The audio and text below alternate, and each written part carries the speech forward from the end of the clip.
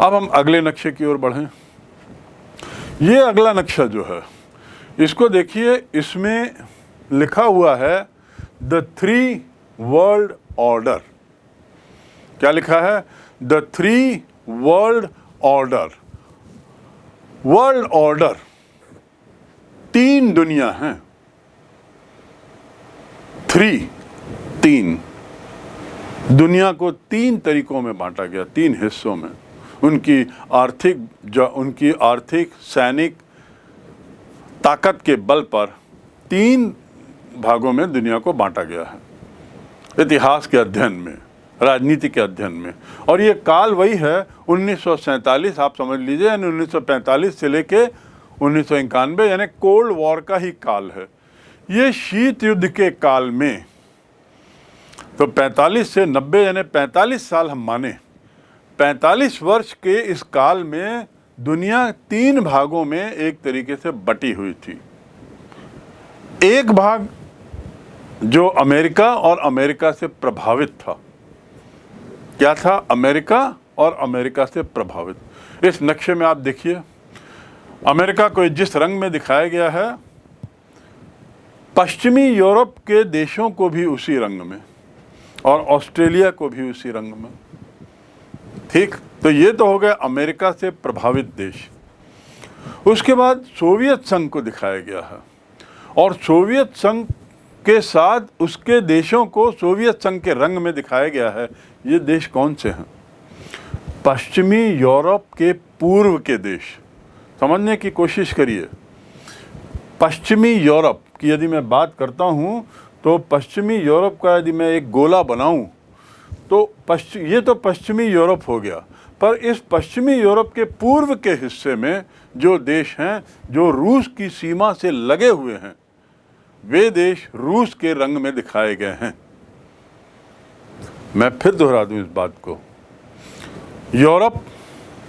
Europe के बाद पश्चिमी यूरोप, पश्चिमी यूरोप का पूर्वी हिस्सा जो सोवियत संघ की सीमाओं से लगा हुआ है, वह सोवियत संघ के प्रभाव में है। दूसरे शब्दों में, पश्चिमी यूरोप दो भागों में बटा है। आधा भाग रूस से प्रभावित है, सोवियत संघ से, और आधा भाग अमेरिका से प्रभावित है। तो ये तो हो गया दूसरा विश्व। पहला तो विश्व है जो यूएसए का नेतृत्व में, दूसरा विश्व है सोवियत संघ के नेतृत्व में। अब तीसरा विश्व देखिए, इसमें भारत भी है। इस बात को देखिएगा, तीसरी दुनिया इसे कहते हैं। क्या कहते हैं हिंदी में? तीसरी दुनिया। तीसरी दुनिया के देशों में अविकसित देश, आर्थिक रूप से कमजोर देश, या आर्थिक रूप से जो अभी बढ़ रहे हैं, ऐसे देश आते हैं। गरीब देश, आर्थिक रूप से बढ़ते हुए देश, आर्थिक रूप से कमजोर देश, ये तीसरी दुनिया के देश हैं। और ये अधिकतर देश जो हैं, ये गत 45 वर्षों में स्वतंत्र हुए। कोल्ड वॉर के काल में, शीत युद्ध के काल में ये स्वतंत्र हुए। 1945 में जब दूसरा विश्व युद्ध समाप्त हुआ, उसके बाद अधिकतर देश स्वतंत्र हुए, जो उससे पहले 1945 से पहले किसी न किसी अन्य देश के गुलाम थे, किसी न किसी अन्य देश के अंतर्गत उनके साम्राज्य का हिस्सा थे। आपने पढ़ा होगा, अमेरिका का कई देशों पे कब्जा था, इंग्लैंड का कई देशों पे कब्जा था, जिसमें भारत भी एक था। ऐसे ही पुर्तगाल का कई देशों पे कब्जा था, जर्मनी का कई देशों पर कब्जा था, फ्रांस का कई देशों पे कब्जा था। ये जो पूर्वी यूरोप जो आप देख रहे हैं, ये पूर्वी यूरोप के कई देश दुनिया के कई देशों पर कब्जा किए बैठे थे, और उसके साथ अमेरिका भी था और यूएसएसआर भी था। इन लोगों ने कई देशों पर कब्जा किए बैठे थे। तो 1945 में जब विश्व युद्ध खत्म हुआ और स्थितियां बदली स्थिति के बाद बहुत से देशों को स्वतंत्र होने का मौका मिला, जिसके कई कारण थे। मुख्य कारण था कि जिन देशों के अंतर्गत ये छोटे छोटे देश आ रहे थे, जिन शक्तिशाली देशों के अंतर्गत ये छोटे छोटे देश आ रहे थे, वे शक्तिशाली देश स्वयं द्वितीय विश्व युद्ध में बुरी तरह आर्थिक नुकसान पा लिए थे। बुरी तरह उनकी स्थिति बहुत बुरी हो गई थी, आर्थिक स्थिति। वे इस काबिल नहीं थे कि वे अपने अंदर के दूसरे देशों को चला सकें, तो उन्होंने स्वतंत्रता देना, और भी बहुत से कारण, स्वतंत्रता देना स्वीकार कर दिया। तो इस प्रकार मेरा कहने का तात्पर्य यह है कि 1945 के बाद 1990 के बीच जो शीत युद्ध का काल है, उसी काल में लगभग बहुत से देश स्वतंत्र भी हुए। ये जो तीसरा रंग दिख रहा है, ये उन स्वतंत्र, नव स्वतंत्र, विकासशील, निर्धन देशों का गुट है, जिसे तीसरी दुनिया कहते हैं, और उसमें भारत भी एक। स्थितियां बदल रही हैं। अब भारत भी एक विकसित देशों की श्रेणी में, कतार में खड़ा है। लेकिन हम जिस समय की बात कर रहे हैं 1990 तक की, उस समय ये स्थिति थी। तो आपको स्पष्ट हो गया कि दुनिया, तीन दुनिया मानते हैं। पहली दुनिया जिसका नेतृत्व अमेरिका, दूसरी दुनिया जिसका नेतृत्व यूएसएसआर, तीसरी दुनिया जिसमें कोई एक देश नेतृत्व नहीं कर रहा था, लेकिन सब एक साथ चल रहे थे। उसमें अधिकतर पूरा का पूरा अफ्रीका आप देखिए, पूरा का पूरा साउथ अमेरिका देखिए, और भारत, और साथ में मिडिल ईस्ट के देश, ये जो छोटे छोटे छोटे देश थे, ये सब तीसरी दुनिया के देश थे। अगला नक्शा हम बढ़ते हैं। 3 वर्ल्ड ऑर्डर को जानने के बाद अब अगले नक्शे में हम जाएं, तो अब हम आते हैं सोवियत संघ का वह नक्शा जो उसके विघटन या टूटने के पहले का है। आप देखिए, सोवियत संघ लिखा हुआ, union of Soviet socialist Republic, उसे क्या कहते थे अंग्रेजी में? Union of Soviet socialist Republic, USSR, और हिंदी में उसे कहते हैं सोवियत संघ। तो याद रखेंगे आप कि हम लोग जो बात कर रहे हैं वो सोवियत संघ की कर रहे हैं। सोवियत संघ और रूस अलग अलग हैं, इस बात को ख्याल रखेंगे। उस पर हम आगे चर्चा करेंगे कि सोवियत संघ और रूस अलग अलग कैसे हैं। अब इस नक्शे को यदि आप देखते हैं तो जिस रंग में सोवियत USSR दिखाया गया है, दूसरे देश जो हैं उसके पड़ोस में, उसके पूर्व में जो देश हैं, उसके पश्चिम में जो देश हैं, पश्चिम में जो देश हैं वो भी USSR का हिस्सा है विघटन के पहले। कब, और विघटन कब हुआ था? मैंने बताया था 1990 में। विघटन के पहले के का नक्शा यह है, ठीक, जिसमें सोवियत संघ के टूटने से जो देश स्वतंत्र हुए उनको अलग रंगों में बताया गया है। अब अगले नक्शे में हम आए। अगला नक्शा क्या बोलता है, देखें जरा थोड़ा सा। सोवियत संघ, रिपब्लिक, USSR, ये जानने के बाद अब देखिए भारत के साथ क्या स्थिति है। और इस नक्शे में भारत को केंद्र लेकर ये समझने की आपको कोशिश करनी है कि भारत से मिडिल ईस्ट कितना दूर है। देखिए लिखा हो मिडिल ईस्ट। मिडिल ईस्ट किसी एक देश का नाम नहीं है। मिडिल ईस्ट यानी मध्य पूर्व। मध्य पूर्व क्या? एशिया। एशिया के मध्य पूर्व के कुछ देशों के ग्रुप को मिडिल ईस्ट कहते हैं। जैसे भारत को, भारतीय क्षेत्र को क्या बोलते हैं? South Asia. क्या बोलते हैं? साउथ, दक्षिण एशिया में भारत स्थित है, दक्षिण पूर्वी। और ये हम बात कर रहे हैं मिडिल ईस्ट यानी मध्य पूर्व, एशिया के पूर्व में।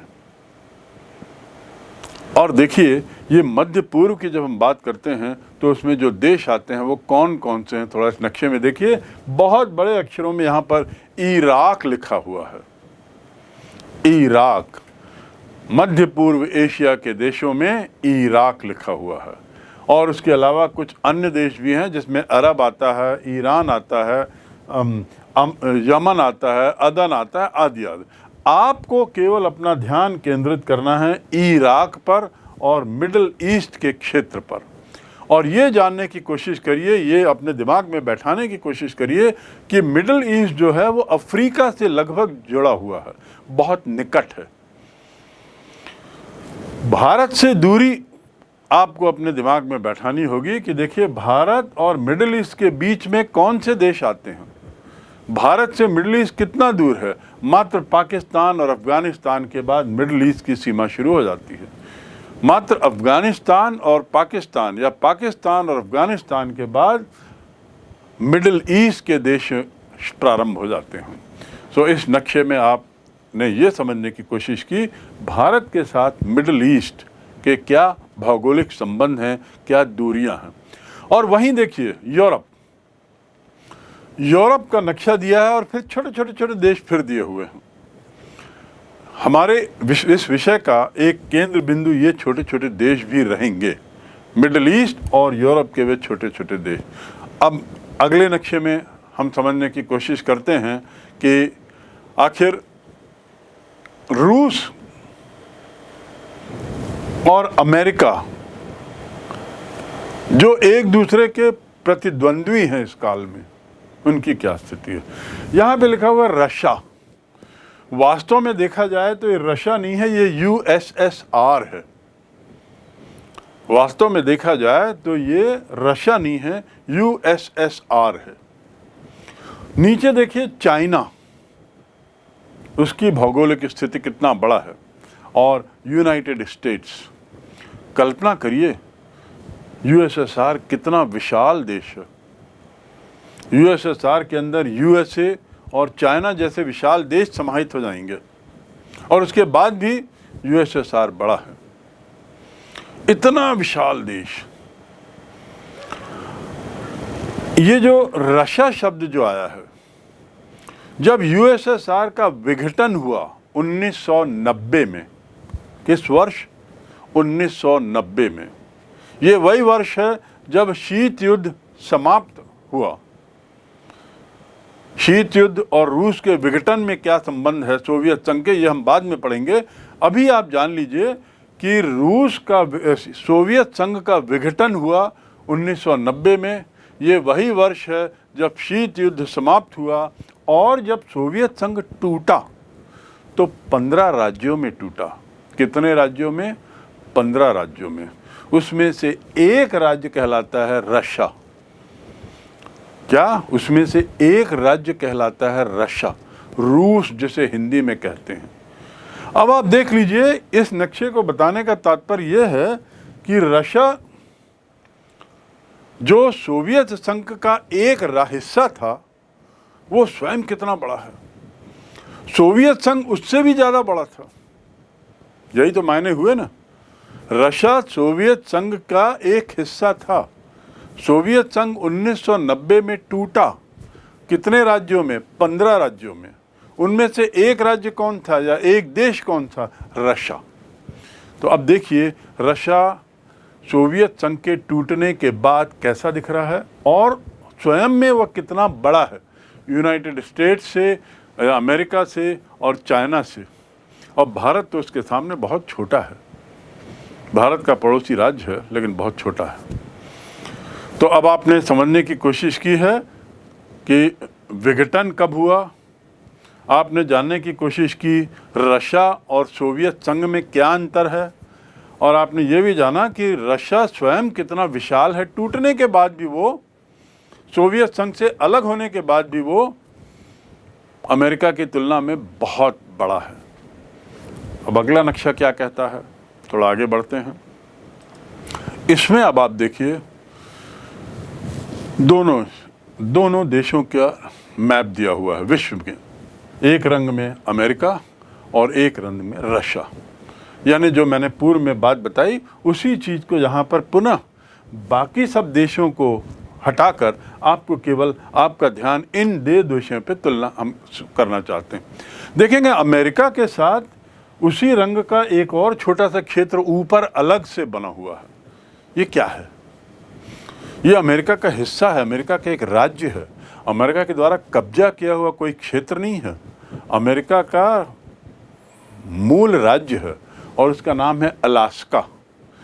ये अमेरिका का एक ऐसा राज्य है जो अमेरिका की मुख्य भूमि से अलग है, कनाडा के ऊपर है। अमेरिका के ऊपर कनाडा है, कनाडा के ऊपर अलास्का है। बस ये आपकी जानकारी के लिए आपको याद रखना है कि वो दूस रंग में दिया हुआ जो क्षेत्र दिखा रहा है वह क्षेत्र भी अमेरिकी क्षेत्र ही है और उसका नाम अलास्का है, जो अमेरिका के 52 राज्यों में से एक राज्य है। ठीक, और आपने दोनों देशों की स्थिति को देख लिया, अमेरिका और रूस एक दूसरे से कितनी दूर हैं।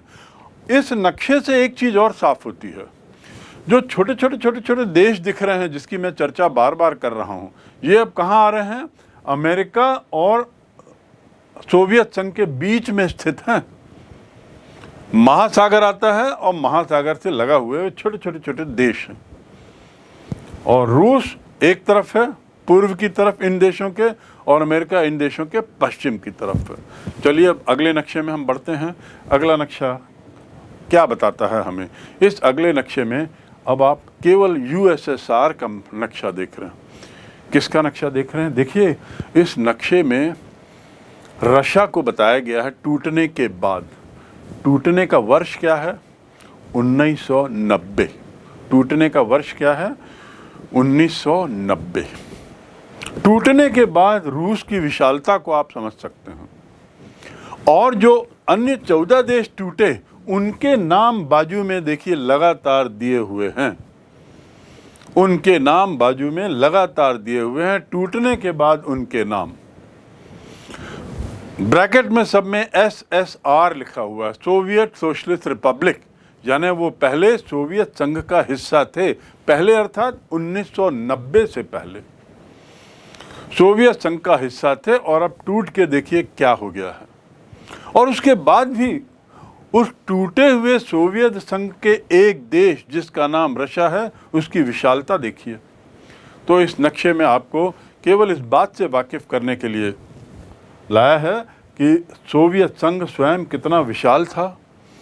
आज सोवियत संघ का एक टुकड़ा रशिया कहलाता है, और अन्य जो छोटे छोटे टुकड़े हैं देखिए वो उसकी पश्चिमी सीमा पर हैं, बिल्कुल पश्चिमी सीमा पर।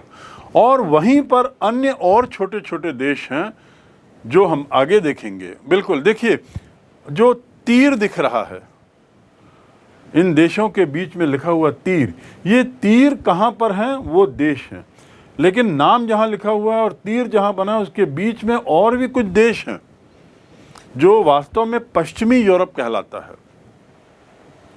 वो देश कौन से हैं? चलिए अब हम आगे बढ़ते हैं अगले नक्शे में। तो आप एक तरीके से इनको दिमाग में बैठा लीजिए कि सोवियत संघ के पड़ोसी देश कैसे टूटे। अब यहाँ देखिए, वही चीज़ को फिर से बताया गया है, सोवियत संघ का टूटना, और टूटने के बाद ये जो विभिन्न रंगों में जो देश दिख रहे हैं ये किसी समय सोवियत संघ का हिस्सा थे। विभिन्न रंगों में जो देश दिख रहे हैं ये सोवियत संघ का हिस्सा थे, और उन्हीं में से एक था रशिया।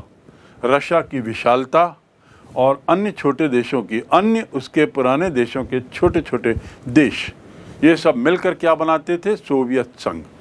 दूसरे शब्दों में आपको ये लगने लगा होगा कि सोवियत संघ के टूटने के बाद इन 15 देशों में रशिया नाम का देश सबसे ज़्यादा बड़ा है, तो सबसे ज़्यादा ताकतवर होगा। सही बात है। सोवियत संघ के टूटने के बाद सोवियत संघ की जो विरासत है, जिसे हम अंग्रेजी में लेगेसी कहते हैं, उस विरासत का या उसका उत्तराधिकारी कौन बना? रशिया। बाकी देश छोटे छोटे थे, उनकी न कोई पूछ परख थी, ना उनका कोई वास्तव में कोई ताकत रह गई, लेकिन ये स्वतंत्र रह गए। ठीक, अब अगले नक्शे की ओर बढ़ें। इस अगले नक्शे में देखिए नंबर दिया हुआ है, क्रमवार। ये भी वही नक्शा है, मूल रूप से इसी चीज़ को बताया गया है। हम इसके बाद अगले नक्शे में जाते हैं फिर से, और यहाँ पर इस अगले जो नेक्स्ट आप देख रहे हैं इसमें आप देखिए मिडिल ईस्ट। ये जो क्षेत्र है केवल मिडिल ईस्ट को दिखा रहा है। ये केंद्रित है कहाँ? मिडिल ईस्ट में। भारत को देखें और फिर उसकी तुलना करें, भारत और इराक एक दूसरे से कितनी दूर हैं।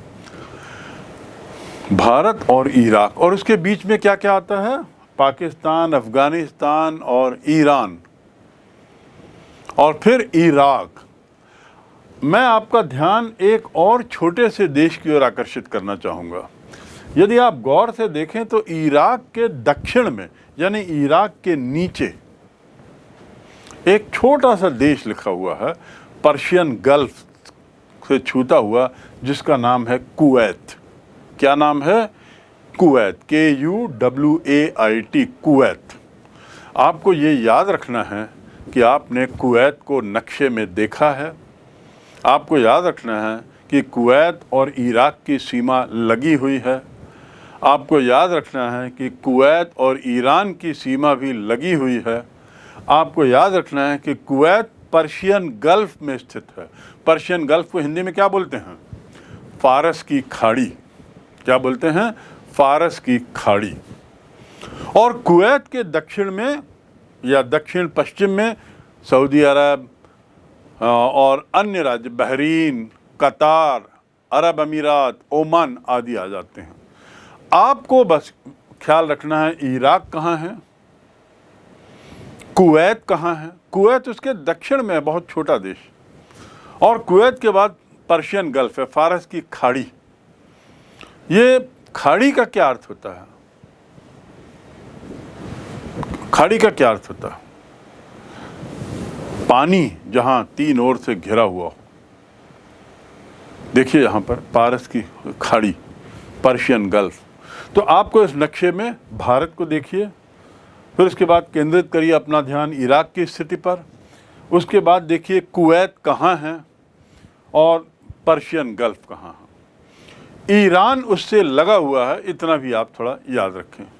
ठीक, तो ये हुआ आपका मिडिल ईस्ट का एक नक्शा। मिडिल ईस्ट इस क्षेत्र को कहते हैं। अब अगले नक्शे की ओर जाएं, और इस अगले नक्शे में दिखाया गया है एक नया देश। देश का क्या नाम लिखा है? क्यूबा। क्यूबा कहाँ है? अन्य देशों की तुलना में इससे जानने से पहले हम देख लें कि क्यूबा जो देश है उसके नीचे एक जगह लिखा हुआ है ग्वांटेनामो बे। क्या लिखा है? ग्वांटेनामो बे। फिर से देखें, क्यूबा के नीचे एक लिखा हुआ है ग्वांटेनामो बे। राइट, ये क्या है? क्यों इसका जिक्र हो रहा है? किसी घटनाक्रम को लेकर इस पर हम आगे बात करेंगे, पर आप अपने मन में देखिए क्यूबा, और क्यूबा के दक्षिण के हिस्से में ग्वांटेनामो बे है। क्यूबा के दक्षिण में। अब क्यूबा कहाँ है? चलिए आगे हम देखते हैं, शायद आपको वो भी स्पष्ट हो जाए। अच्छा, नीचे ग्वांटेनामो बे जो है वो नीचे कैरिबियन आइलैंड से जुड़ा हुआ है। कैरिबियन आइलैंड या कैरिबियन सी, इसका संबंध किससे है आपको मालूम है? आपने सुना है निश्चित रूप से, जो लोग क्रिकेट में रुचि रखते हैं वे जानते होंगे कि कैरिबियन कंट्री जो क्रिकेट खेलता है उसका नाम है वेस्ट इंडीज़। क्या नाम है? West Indies. वो कैरिबियन कंट्री कहलाता है क्योंकि वो कैरिबियन सी से लगा हुआ है। वेस्ट इंडीज़ कैरिबियन सी से लगा हुआ है, इसलिए वेस्ट इंडीज़ कहलाता है। और मैं कहने का तात्पर्य यह है कि वेस्ट इंडीज़ के आसपास कहीं क्यूबा है। तो अब हम आगे बढ़ते हैं और देखते हैं कि ग्वांटेनामो बे, क्यूबा, इसकी लोकेशन क्या है। अगले नक्शे में देखिए, फिर से वही क्यूबा दिया हुआ है, नीचे कैरिबियन सी है और उसके बीच में फिर लिखा हुआ है ग्वांटेनामो बे। और ग्वांटेनामो बे के बाजू में लिखा हुआ है US naval base. Naval base मतलब नौसैनिक अड्डा। हमने कुछ समय पूर्व ये जाना था कि USA की सेना की उपस्थिति दुनिया में कहाँ कहाँ है। उन्हीं में से एक जगह ये है।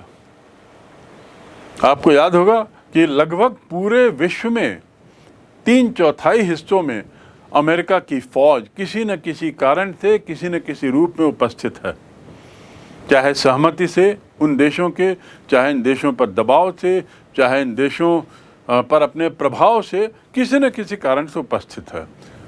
एक जगह ये है, क्यूबा नहीं। क्यूबा में अमेरिकन फौज की उपस्थिति नहीं है।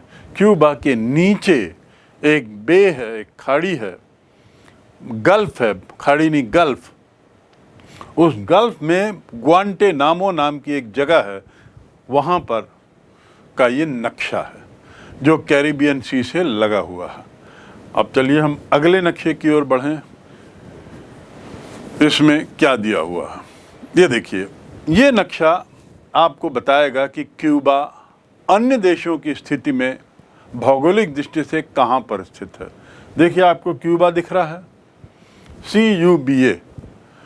क्यूबा के ऊपर अमेरिका है, समुद्री दूरी है, लेकिन ऊपर में USA है, जिसे संयुक्त राज्य अमेरिका कहते हैं, और क्यूबा के पास वेस्ट इंडीज है। दूसरे शब्दों में क्यूबा जो है वो नॉर्थ अमेरिका महाद्वीप और साउथ अमेरिका महाद्वीप के लगभग बीच में स्थित है। और इसके सबसे निकट कौन सा देश है? मैक्सिको। और अमेरिका का एक हिस्सा लगभग छूता हुआ क्यूबा तक जाता है। अमेरिका का एक जमीनी हिस्सा क्यूबा को लगभग छूता है। गौर से देखिए, पश्चिम की तरफ मैक्सिको है और अन्यथा ये सब जगह समुद्र से घिरा हुआ है। इसके निकट अन्य देशों में एक वेस्ट इंडीज नाम का देश है जो कई द्वीपों में है। वेस्ट इंडीज जो है वो कई द्वीपों का देश है। तो हम अब विश्वास है कि आप समझ गए होंगे क्यूबा कहाँ है। क्यूबा एक देश है और हमारा जो अध्याय है वह क्यूबा पर तो है ही, लेकिन मुख्य उसके बाद ग्वांटेनामो बे क्यूबा के पास ही बिल्कुल नीचे है। तो ग्वांटेनामो बे, फिर क्यूबा, उत्तरी अमेरिका, संयुक्त राज्य अमेरिका, मैक्सिको और अन्य महासागर, ये हमने देखा।